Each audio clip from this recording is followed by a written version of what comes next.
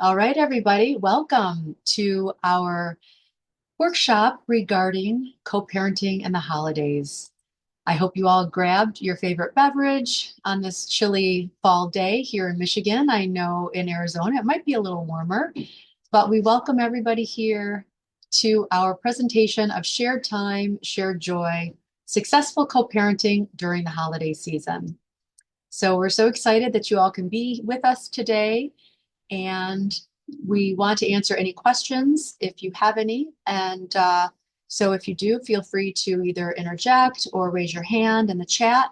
We have our team monitoring the chat, and we're going to be presenting some hypothetical questions that might help you with your specific situation.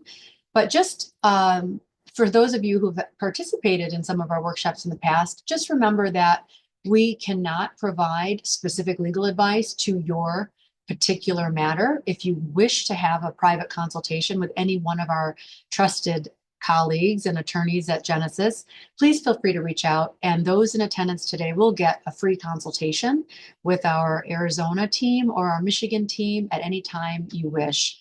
Just remember to mention that you were here at the workshop, and our assistants will definitely put you in touch with the right attorney for any legal matter you might need. And also, this is a safe space and a non-judgment free zone. So just make sure that you come ready for your questions, but also be patient with those other people asking. And also remember to keep all of this confidential because we want everyone to feel safe.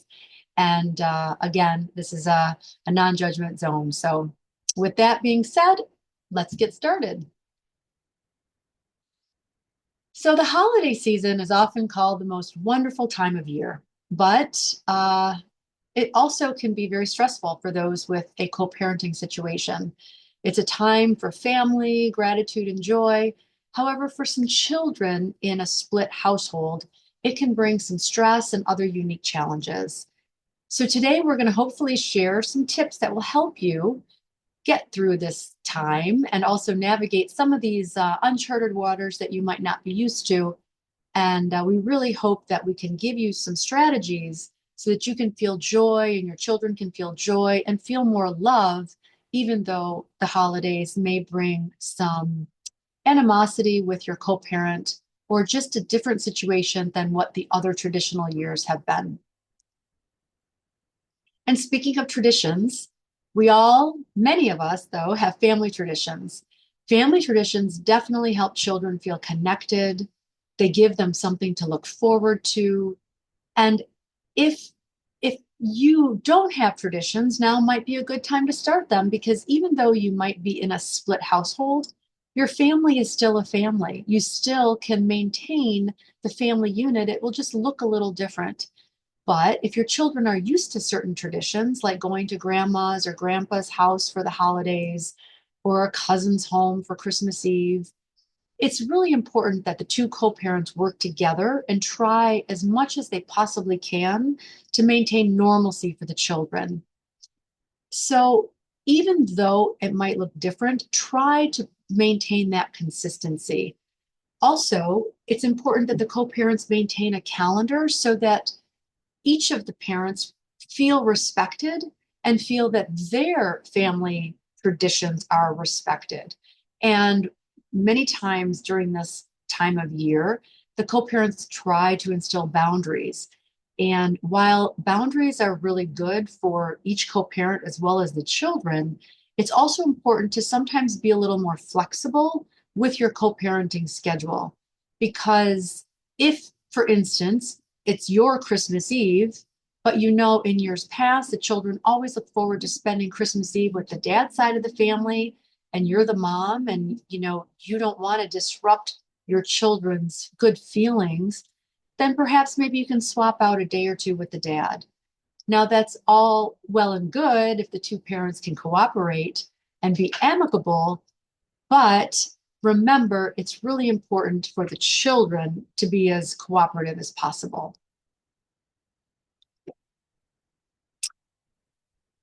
And when it comes to gift giving, we know that budgets often come into play and communication at this time of year especially is essential because you would really not want to get similar gifts for the children at both homes. You don't want to duplicate gifts or not get something if you think the other parent's going to get it. So it's really important that you both communicate and you are both openly discussing budgets and what the two of you are going to do for the children. And before shopping, try to talk with your co-parent. Set a budget for each child to avoid feeling any type of favoritism. Divide the gift lists so that the both homes feel equally special. We often see it a lot where one of the parent tries to outdo the other parent with more gifts or better opportunities, better experiences. And then the other parent is left feeling a little inadequate, and the children sometimes, compare how much a child loves them or how much a parent loves them based upon what they're getting. And we don't want to instill those values in our children, but sometimes it's difficult to compete with the other co-parent. So when that happens, just try to talk to the other co-parent if possible. And if it's not possible, try to remember and always have that peace of mind that the children will remember how they feel more than what they're getting. It's super important to remember that children always remember their feelings over specific experiences. So that's a peace of mind that you can take with you to encourage and foster more of that sense of feeling and sensibility and calm and peace in your house.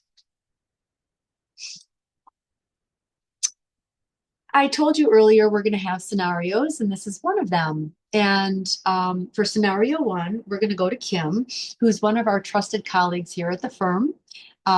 Kimberly Cochran has been a Michigan lawyer here for many years, and she's a very strong litigant, and all of our clients love her, and she's just amazing at what she does.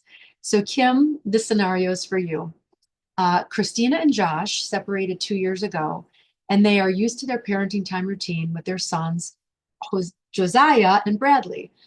Now, we take some of these scenarios just for our viewers to understand that these scenarios are definitely from some of our experiences over the years, but we definitely do not use our clients' names. These are just hypotheticals to give you some idea of what is usually encountered during the holidays, and hopefully to help you with your specific situation. So I'll continue. While they usually get along well for the sake of the kids, Christina has been particularly difficult with Josh regarding financial decisions for their boys. The older the boys are, the more expensive it is for them to participate in sports and other activities. So Christina and Josh have been to court a few times regarding financial obligations. With the holidays approaching, Josh received each of the boys' wish lists. The lists include things like gaming systems, cell phones, sporting equipment, none of which are inexpensive. And we as parents know that a lot of those things are very expensive.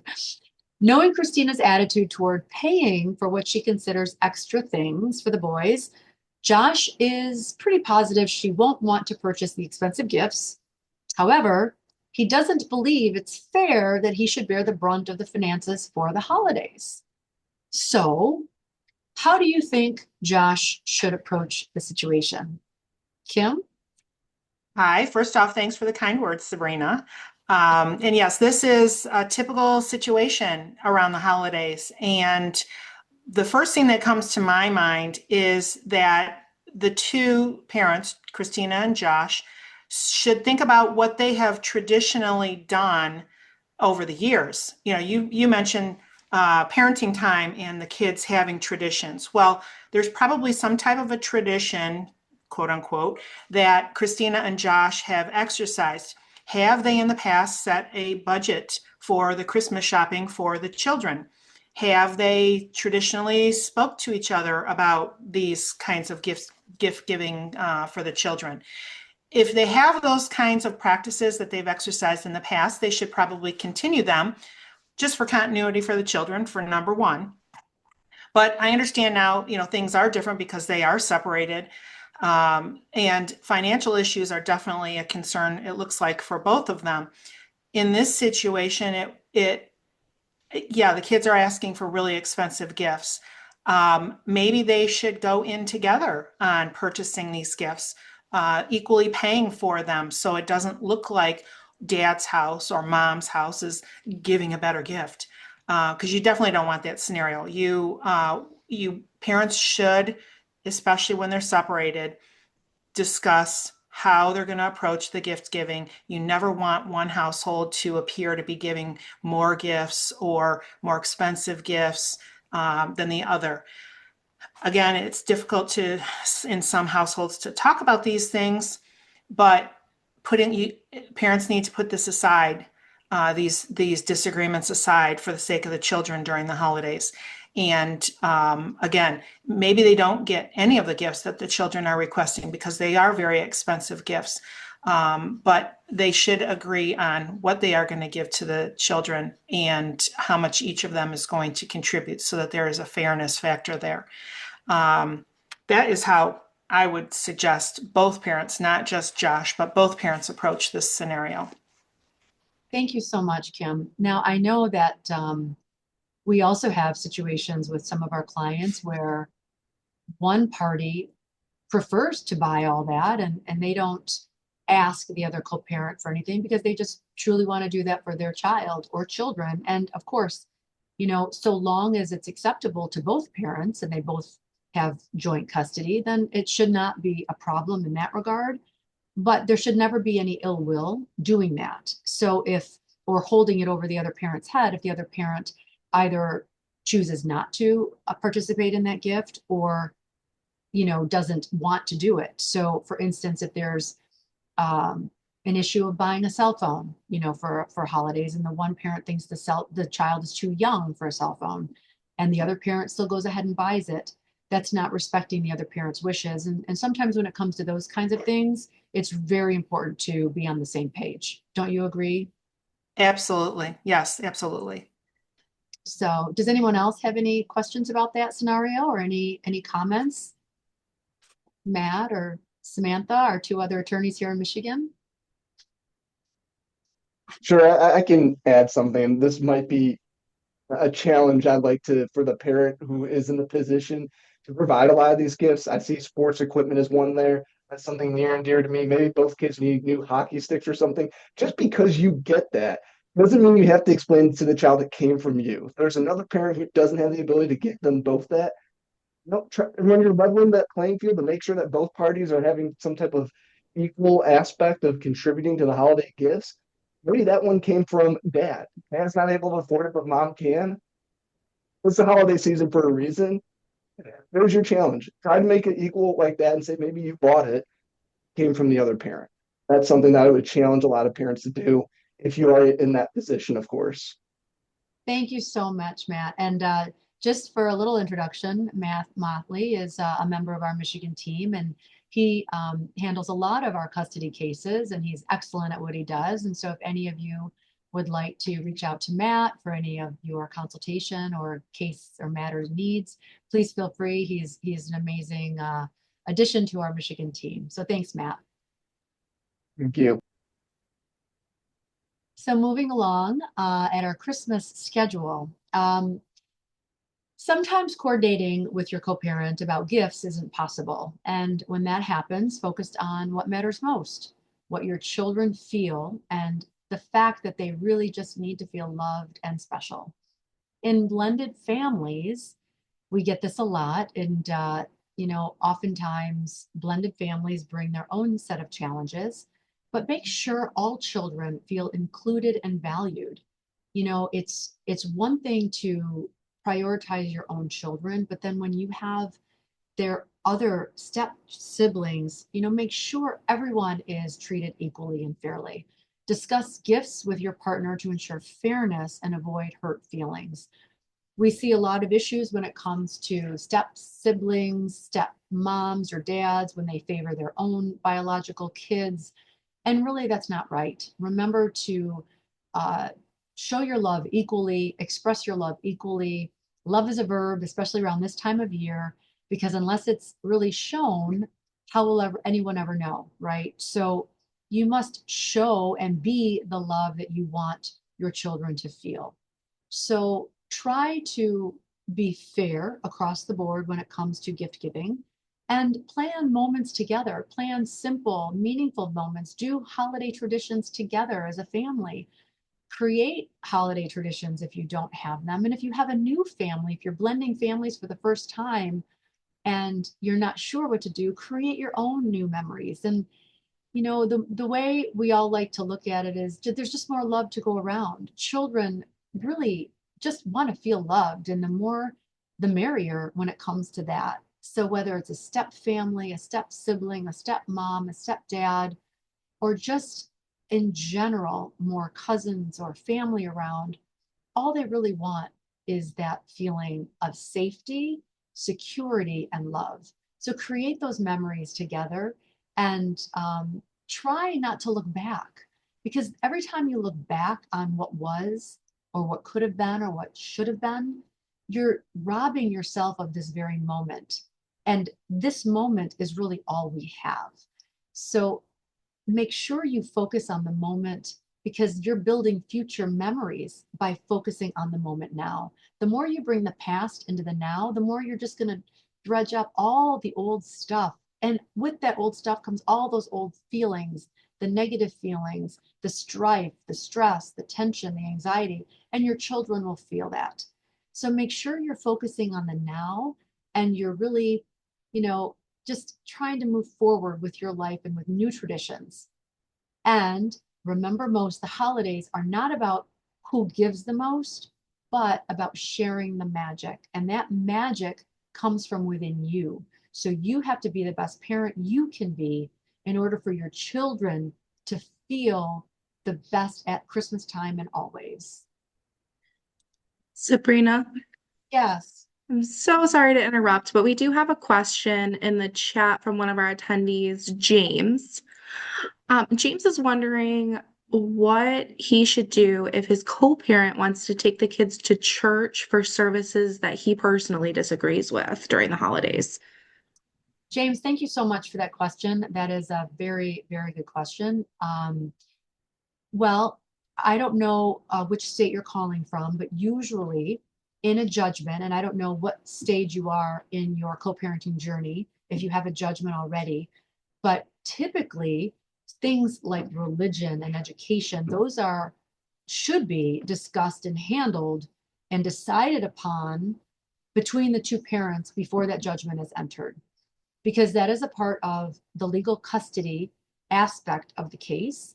And if you have joint legal custody, then you and your co-parent have to decide how those children will be raised, in what religion, what will be given or deemed the religion that they will be growing up in. And if the two parents disagree, or they have differing opinions with respect to religion, let's just say one's an agnostic or an atheist, and one is, a super religious, either, whatever religion they believe in.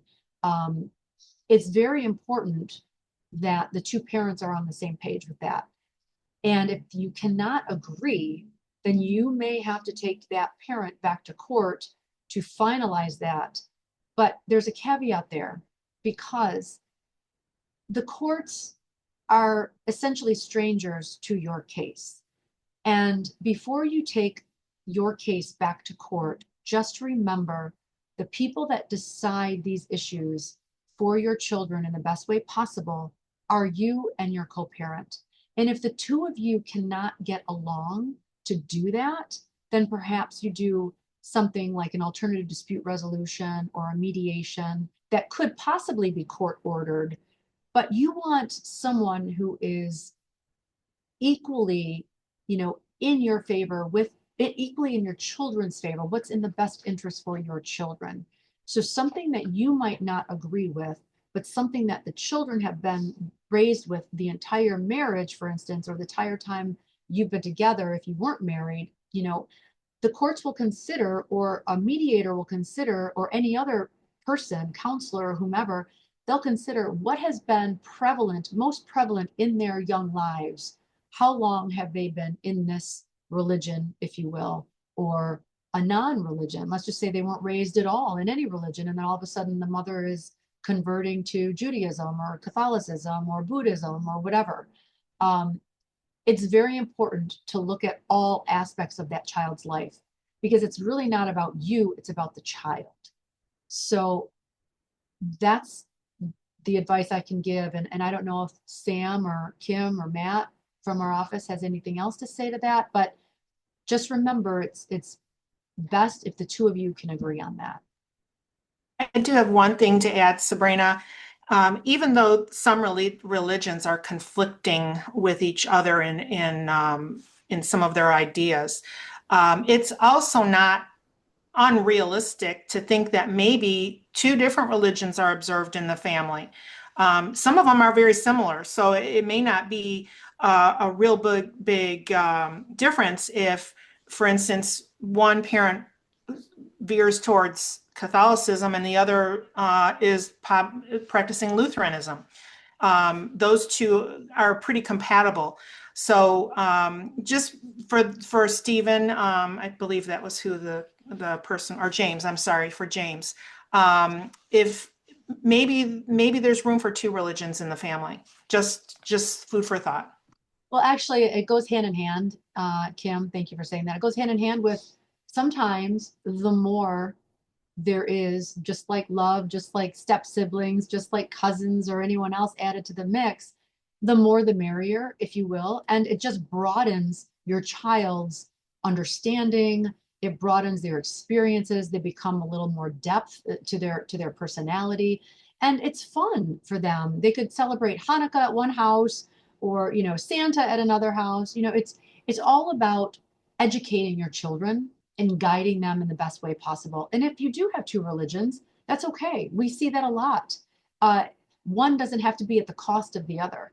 So again, it's really what's in the best interest of your children and trying to be understanding really without judgment. Even though they're your children, you're trying to instill your values and the other co-parent is instilling their values. So, try to be understanding and a little more open-minded when it comes to certain things like that.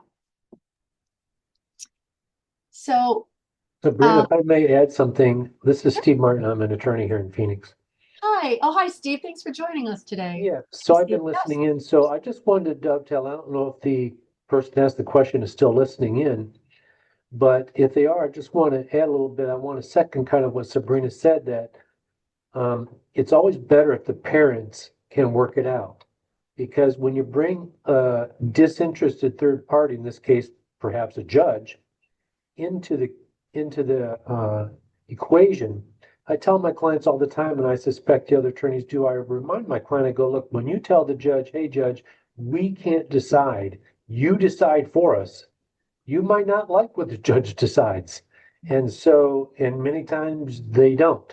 And so I always encourage my client, I would encourage this caller to really try to work it out and take Sabrina's advice to try to find middle ground between you and mother, because the last resort is to turn the decision making over to a disinterested third party, in this case, the judge, because it could go very bad for you. You might not like it. So I would echo what Sabrina said to try to work it out so you have some control over what it looks like. Thank you so much, Steve. I'm so happy you're here. And yes, and if you're calling in from Arizona, please reach out to Steve anytime for that free consultation. And he's an awesome lawyer and he will definitely help you in Arizona. So thanks, Steve. I appreciate your help. And okay, moving right along.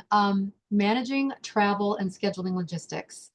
This is really important. We talked about keeping a calendar earlier, and there can be some conflicts if the dates are not approved ahead of time, if they're not planned, if they're not scheduled. Sometimes during this time of year, not only are the, tensions up, but if this is a first, holiday time that the two of you are not together or you're trying to co-parent, it's especially important because most people get kind of prickly or their feelings are a little more on edge. So they're a little more sensitive to things. So please just make sure you're aware of being, a little more prepared and open with your schedule, be more flexible, but just make sure you confirm the schedule ahead of time. No one it's really unfair and kind of disrespectful if you just spring on a holiday event at the last minute that the children are supposed to go to, and it's the other parent's holiday time or their parenting time. Just be a little more aware and understanding and patient, and just do unto others, right, as you would want done unto you. So and if you have to take the high road, take the high road.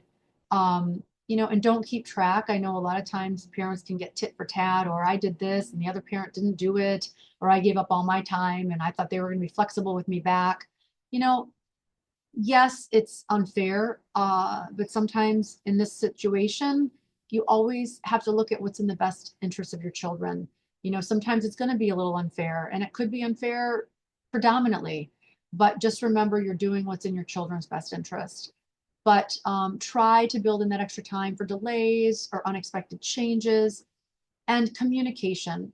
I cannot stress that enough. Communication is key to all of this. Be open, be non-judgmental, don't be hostile, don't be vindictive, don't hold back, don't be aggressive, and try to keep the children out of all of this. If the children are older and they are able to have a voice with respect to what they want to do or who they want to see or what holiday event they want to go to, then talk.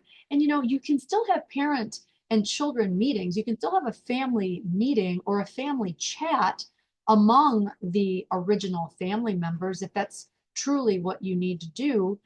And sometimes it gets a little sticky when there are, blended family situations, but just make sure you communicate effectively and openly and fairly without emotion.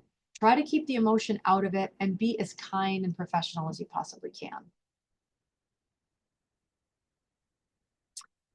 So we're going to move to scenario 2, and I'm going to ask Samantha here at Michigan to help with this one. But Cal and Joe have 2 children together, ages 3 and 5. They recently decided to end their relationship and go their separate ways. They committed to keeping everything as civil as possible for the kids. Things have been going well for them, but with the holidays approaching, Cal is having difficulties understanding what it will be like to be away from the kids. Joe is doing her best to work with Cal regarding a reasonable schedule so the kids have time with both parents and their families. But Cal is insisting they spend the holidays together as a family like they've done in years past.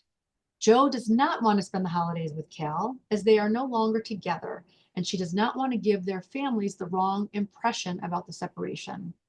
Samantha, what do you think Joe should do? Well, this is a difficult situation that unfortunately we see more often than you would think. Divorce and separation or ending a relationship just with a co-parent, maybe you're not married, that's hard. And we need to recognize that. Joe is clearly trying to work with Cal, and she should continue trying to do so, but she should not put herself in a situation where she's uncomfortable or she feels as though she's going to be pressured into getting back into a relationship that she doesn't want to be in anymore. Just because they're separating doesn't mean they can't be civil, though. If Joe thinks that she can tolerate going to, say, Cal's mom's house to open presents with the kids on a holiday, and the kids are really excited and want her to go, if she can do that and she and Cal are able to be civil, then maybe that would be good for the kids, especially with kids this young. It's going to be a hard transition for them too. But also, Joe and Cal need to work together to set those boundaries and to make sure that the kids aren't confused about mom and dad. That's hard for kids. But Joe should also allow the kids to go and participate in the traditions that they're used to. Their lives are changing. So to the extent possible, allow the children to feel, like Sabrina was saying earlier, the love from all the family members. If the kids are ready to go and they're excited to go to grandma's or aunt and uncle's, or they really want to go to, and maybe there's a certain church service or there's a hot chocolate party that you do every year to be with family, make sure that you allow the kids to continue participating in traditions as much as possible without putting yourself in an uncomfortable situation. Thank you so much, Samantha. And may I add, Samantha is awesome at what she does as well, just like all the Thank you. attorneys here. And so if you really resonate with her, please feel free to reach out as well. But Thank you for your answer there, Sam. But it's peculiar when one parent wants to continue to do some of the same traditions. And as I said earlier in our workshop, sometimes families still maintain those traditions, even though the family might look a little different. And it's a little easier as time goes on. But when things are fresh and the emotions can be high, especially when one party wants to keep the relationship and another party wants to leave, it can be very difficult. And so if you cannot set aside your emotions, and if it's going to be a little more tense during that coming together for the holidays, then it might be better to bow out this time around. And maybe down the road, it'll be a little easier. But I think Cal has to understand also that Joe might need that separation for a while, that boundary. And the children can sense that. And they're still young. And when they're 3 and 5, it's actually statistically shown that the younger the children are when the divorce or separation happens, the better it is for the children, and they are easily a little bit more adjusted as time goes on. They can adjust better. If the divorce doesn't happen until they're teens, it's a much more difficult transition because they've had the two parents together, even if the marriage or the relationship wasn't good, they were still together. And that's all they've known. And so it's harder for kids the older they get. So when children are younger, they're a little more malleable. They're a little more, flexible when it comes to really learning and growing because they won't remember as much, even though emotionally they'll feel it. Um, they'll be able to remember the new scenario easier than, let's just say, a teenager. So talk things through, and maybe Cal should do some soul searching and to see, okay, why does he still want to spend time with Joe and the kids, and maybe he needs to see someone like a therapist or a counselor to really work through his feelings and to understand that the family is going to look different as time goes on. And sometimes it is better to just pull the band-aid, sometimes it's not. It really just depends on the situation and the scenario. But if you try to push someone when they're not ready to spend that time together, it's not healthy for anyone. So really just be amenable and be open to what happens and what may come, and do your best to start living your own best life. So I don't know if anyone wants to add to that. Stephen from Arizona, if you want to add, you're welcome to, or Matt or Kim. Sabrina, we do have a follow-up question in the chat here from Eric. Okay. That's pretty directly related to this. Eric's wondering, what if the co-parents live in different states and have different time zones? How can they navigate this type of situation? Eric, that's a great question. And again, like we talked about before with religions, this is so important to make sure the attorney you hire can predict these contingencies. If you knew about the different states and different time zones at the time the judgment was entered, that definitely should be something that would be talked about and discussed and put in that court order. If it's not, if it's something that happened after the judgment and the two parents cannot agree, then you may have to go to court or a mediator. But again, it's really best for the two people to agree because, like Stephen said before, and like I said before, we don't want a stranger deciding what our family should be, what our family should look like, the rules our family has to be imposed upon. It's super important that you realize that the control is best with you and the co-parent, not the court or not a mediator or not an arbitrator, because they're not the ones that's going to have to live with it. You are. So try your best to cooperate, to come to a mutual understanding. Perhaps you are flexible. Perhaps you alternate. If one person, let's just say, is in Arizona and one person's in Michigan, then you decide and discuss, okay, who's going to pay for the flights? Who will pay for the parenting time? Who's going to give up their holiday this year, or how are the children going to spend each of their holidays? So, and the vacations and their summer vacations and all of it comes into play. And a good lawyer will really try to look down the road and not just look myopically at the first year or even the second year. They'll look further down the road. Okay, as the children get older, what schools will they go to? What activities will they most likely want or think that they'll be in? And of course, that always changes. We can't predict every contingency, but we do our best to help navigate for the parents, because during a separation or a custody battle or a divorce, when emotions are high, parents oftentimes don't think about all these other things. And that's why it's very crucial to find a lawyer that can and that does, because that's what our job is. We predict those contingencies so you don't have to, because you have to make a lot of really tough decisions about all of these things while your emotions are still really, really inflamed. And that's the most difficult time to make a decision.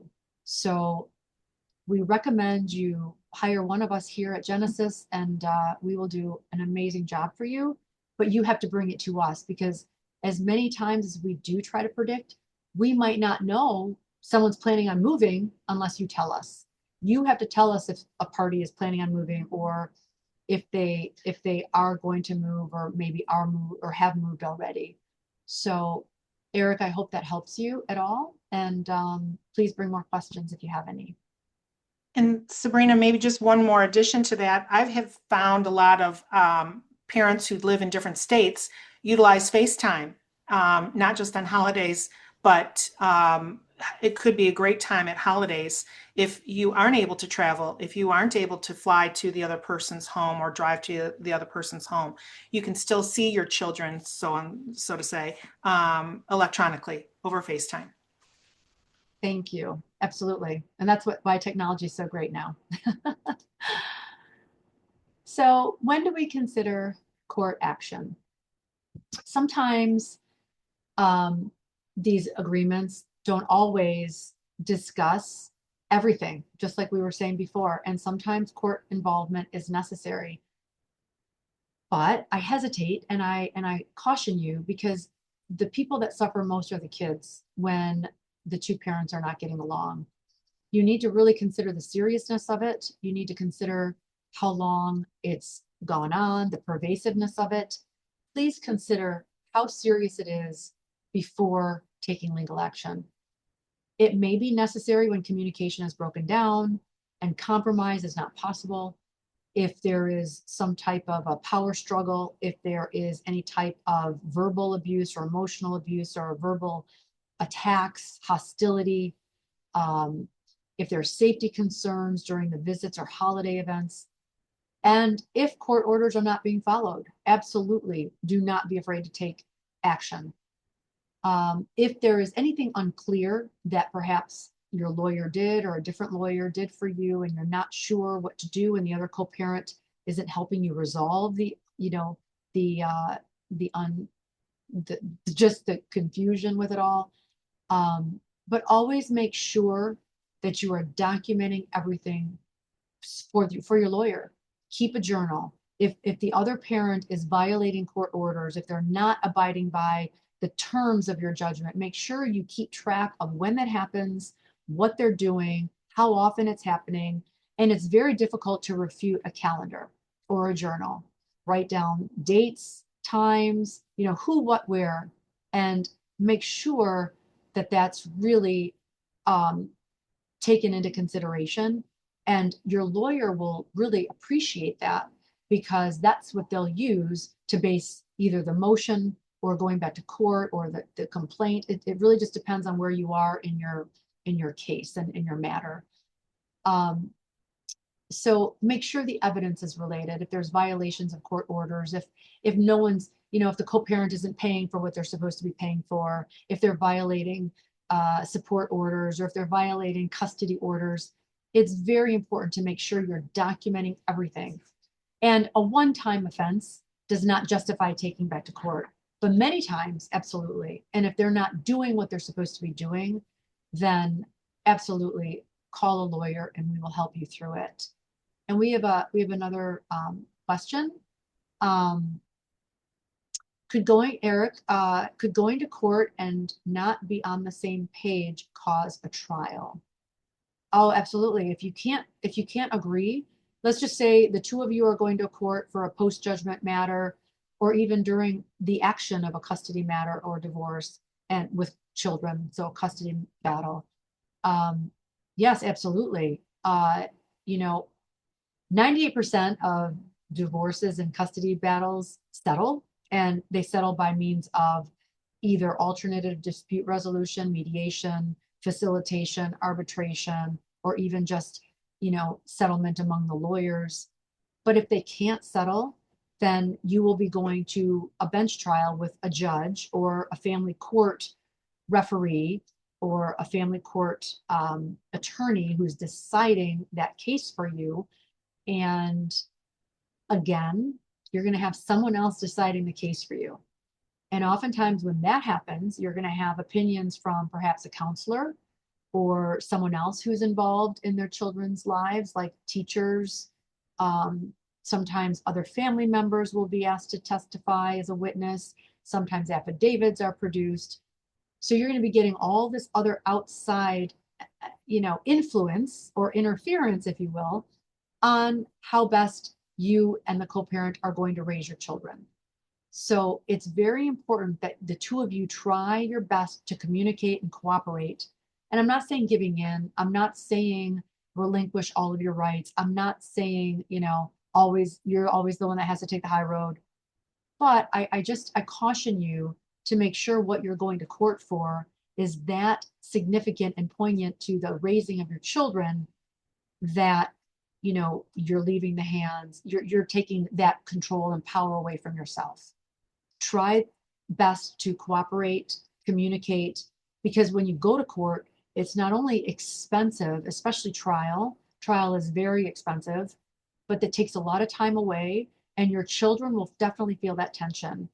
And the older they get, sometimes the courts will want them to have a voice.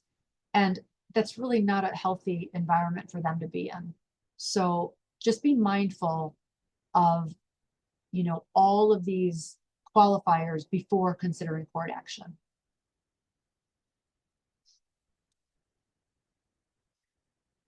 So back to the holidays, we know they can be stressful. So definitely give yourself permission to take breaks. I don't know how many of you out there like cucumbers on your eyes or facial masks, but it's just symbolic of making sure that you take some time for yourself, whether that's doing, some just self-care or going to a workout class or going for a walk in nature or just going for a walk, whatever it is, get your mind off of things. Sometimes it can be very, very stressful, especially when you're so used to seeing your children for certain holiday events and you're not able to because they're at your other co-parents. That's hard. That's emotionally stressful and draining, especially when you just miss them and want them around all the time. So lean on your friends, lean on your colleagues, lean on your family, and start doing things that you otherwise would not do for yourself. The time now that you have that's free, that your children are with the other parent, do some things for yourself. Join a league or a hobby or a group, something that you've never done before. Try to bring passion back to your life. And the more you are stable and steady and calm, that'll really emanate. Your energy will be felt by your children, and they'll feel so much happier when they come back home to you. And remember, it's very important that your children feel how calm you are, because when you feel calm, they'll be calm. When you feel safe, they'll feel safe. And the environment in which they feel the safest is really the environment they call home. Always remember that. So caring for yourself will help your children to feel at home in your presence. Sabrina, I'm sorry to interrupt, but we do have a question from one of our participants who's actually joining us live. Jill is asking, what is your advice for parents who go all out for the children on holidays, but the other parent cannot financially afford to gift expensive or experience-oriented gifts? Jill, thank you so much for joining us and for your question. We talked about it earlier in the workshop, but just to reiterate a little bit, it's it would be really great if you and the co-parent could talk about that so that the two of you could have your shared values when it comes to what types of gifts, how many gifts, how expensive of gifts are we going to give. And a lot of times one parent will try to outdo the other just to try to be the favorite parent. And over time, as your children get older, they will feel that and sense it. They might like it, and it might be uncomfortable for you. Um, but if you can't talk to your co-parent about that, perhaps you can just try to do things that are a little more meaningful for you. You know, just because you might not be able to afford certain things doesn't mean that you can't have meaningful moments with your kids. Kids don't remember what gift they got down the road, but they will remember the time they spent with you. I don't know how old your children are, but maybe you can do a baking date with them.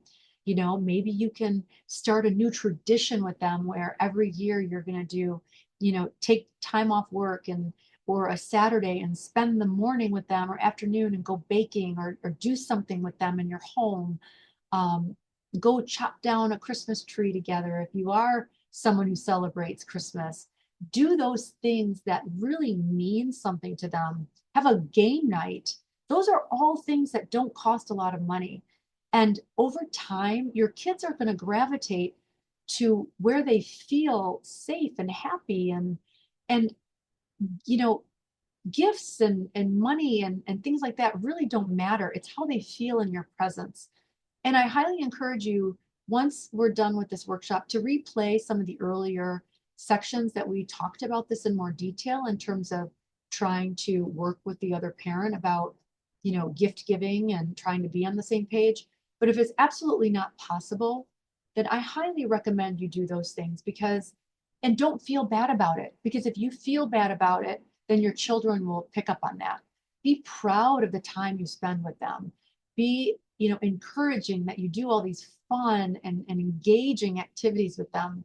It's the time that matters, nothing else, because then they will feel rich. They won't have to get all this outside materialism and outside stuff to feel what they really inherently should feel within them. And only that gift can be given by you. I hope that helps. So where should we turn to help? During the holidays, we have a lot of resources available to us. And this is also throughout the whole year. So it's really important that if you don't get along with your co-parent, use co-parenting apps like our Family Wizard or Talking Parents, because that provides structured communication and documentation that if the courts or your attorneys have to get involved or intervene, they have access to that. They are able to get access to these apps, and it monitors the tone of the language. So if there is an abusive type of situation between the two co-parents or hostile, then that definitely protects against using foul language or escalated language. And it's important that the two of you can feel comfortable engaging in communication. And those apps are definitely helpful. You can turn to family therapists or counselors. You can reach out to your lawyers. That's a little more expensive for you, of course, but your lawyers are there to support you through every phase of your journey. And just because the documents have been signed, if you find yourself in any predicament that you really need to navigate and you're unsure where to turn, call us. We're here for you every step of the way. We don't want you to feel alone in this. We know you need some help and some guidance, and we're always here for you. If you really truly need more intervention, more assistance, we will definitely help you find the right therapist, find the right counselors, find the right doctors if needed, and even sometimes family therapy can help. We do a lot of family therapy where all the family members see a therapist and then perhaps have a joint therapy session, group counseling where all the family members are together. There's a lot of different types of methods and methodologies that can be used so that the next phase of your life will not be any worse. It will be better and happier and healthier so that everyone in the family can thrive, even if the family looks a little different.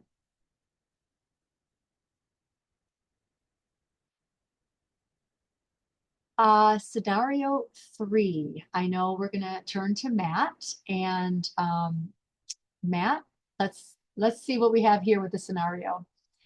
Bentley and Tiffany divorced earlier this year, and they have joint custody of their daughter, Emma, who is 17. According to their parenting time schedule, they rotate time with Emma each week and split holidays equally. This year, Tiffany is supposed to have parenting time on Thanksgiving and Christmas Eve, and Bentley is supposed to have parenting time on Christmas Day. Emma approached Tiffany a few days ago and asked if she could go on a trip with her boyfriend's family over the holiday break to a ski resort like she did last year. The trip would start on December 22nd and end on the 30th. While Tiffany herself does not take issue with the trip, she is concerned that Bentley may feel slighted if he misses Christmas Day, and she's not sure how to approach the topic with him. Matt, what do you think Tiffany should do? Well, this is a great scenario, but I want to preface this with saying the holidays are for everyone. Everyone deserves a happy, loving time this time of year, and this is especially true for the child. And we should be trying to look from her point of view and let that be guiding how we approach this scenario. Now, I will note that she did this last year, and the biggest change now is that the parties are forced. What that means is they're going to be splitting holidays. That means, especially this year, there are going to be new experiences for what the holiday season is going to look like each holiday season going forward. Now we have a child who's 17 years old. She's requesting to participate in some of these experiences during the party's parenting time. It's really important to keep an open mind when addressing this new reality. And I think it's also really important to not just stand on principle of having equal time and letting that trump your child's expected life trajectory, her having new experiences, making new friendships, making new relationships. So the first step in my mind is you're going to want to address this with the other parent in an open and honest manner. At the end of the day, they're co-parents.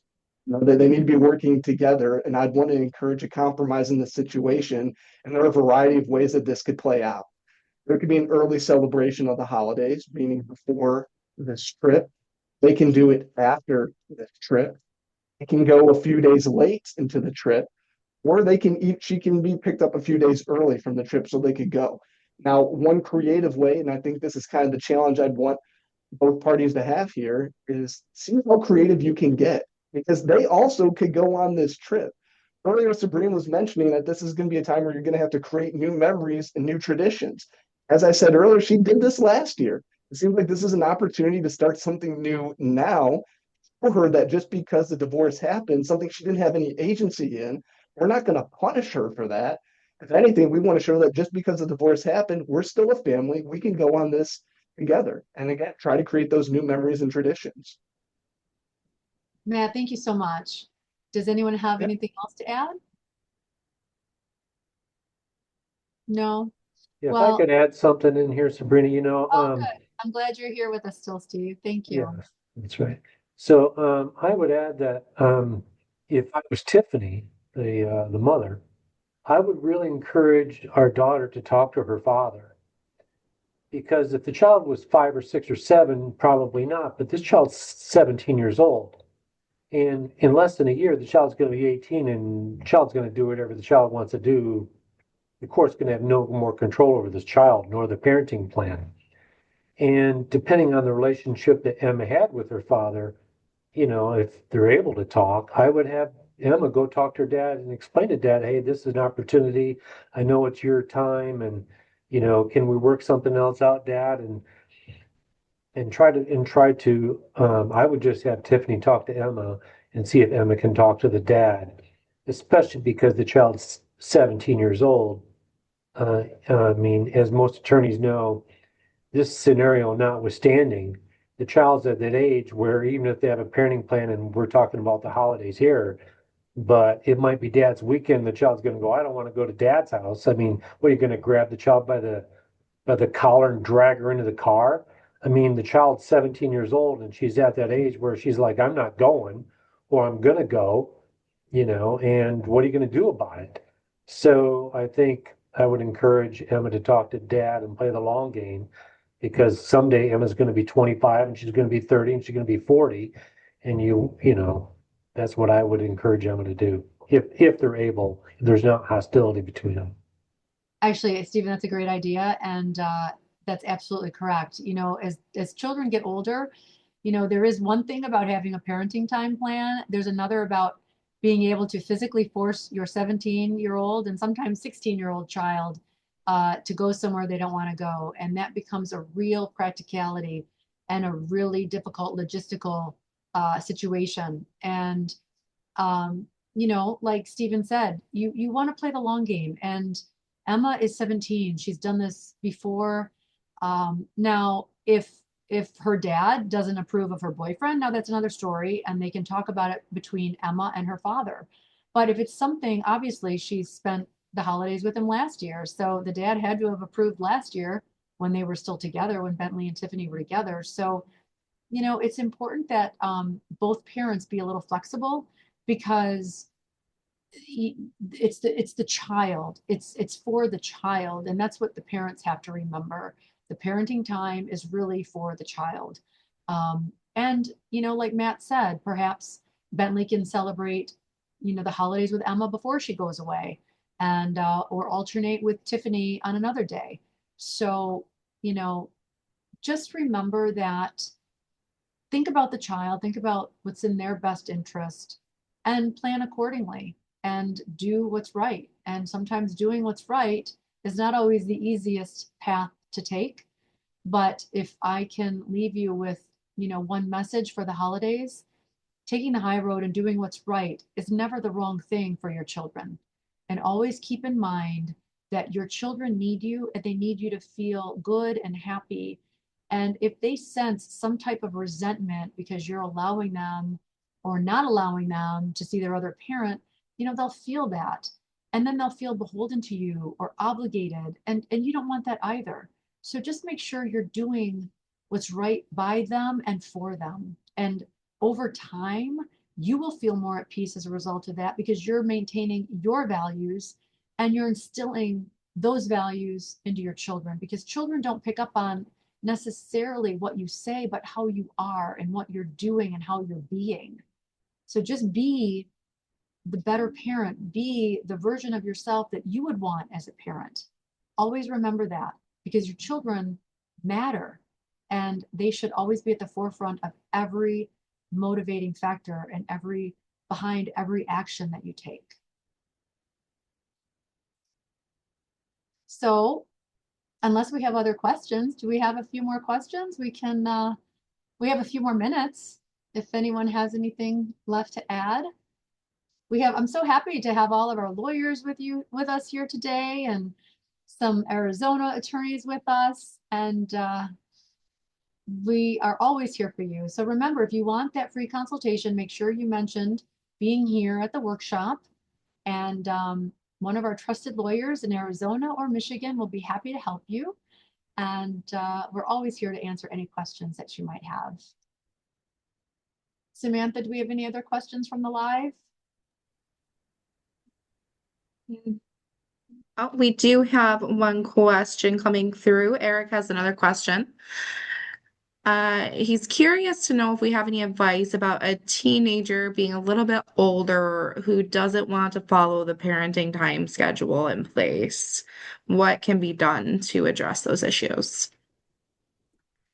So it's very important to encourage your children to spend time with the other parent, even if they don't want to. And I say this because if the shoe were on the other foot, you would want that other parent to encourage time with you.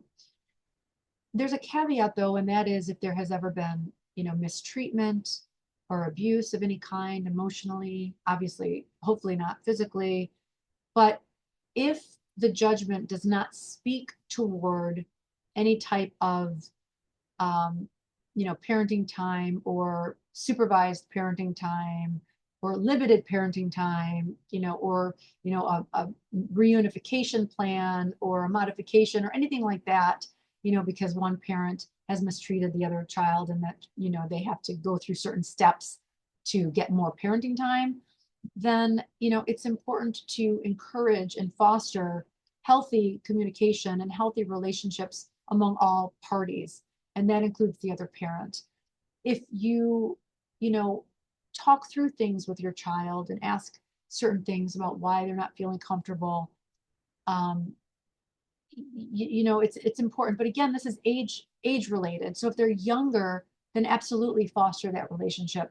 If they're older and you've gotten, separated, or the custody is done and final, the custody order's in place, and the child doesn't want to see that other parent, well, is it because that parent really didn't foster a healthy relationship when you guys were together?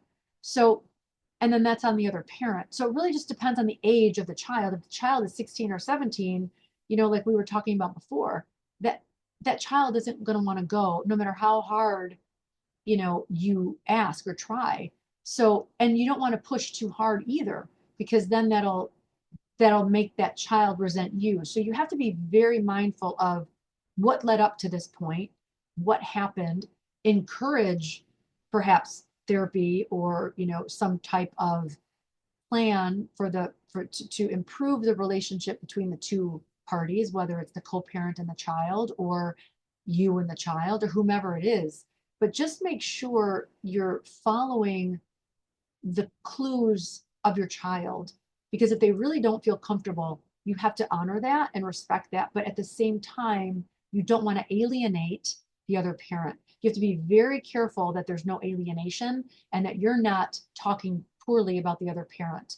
You have to really watch your words, watch your actions, and be mindful that if the shoe were on the other foot, how would you want this situation to be handled?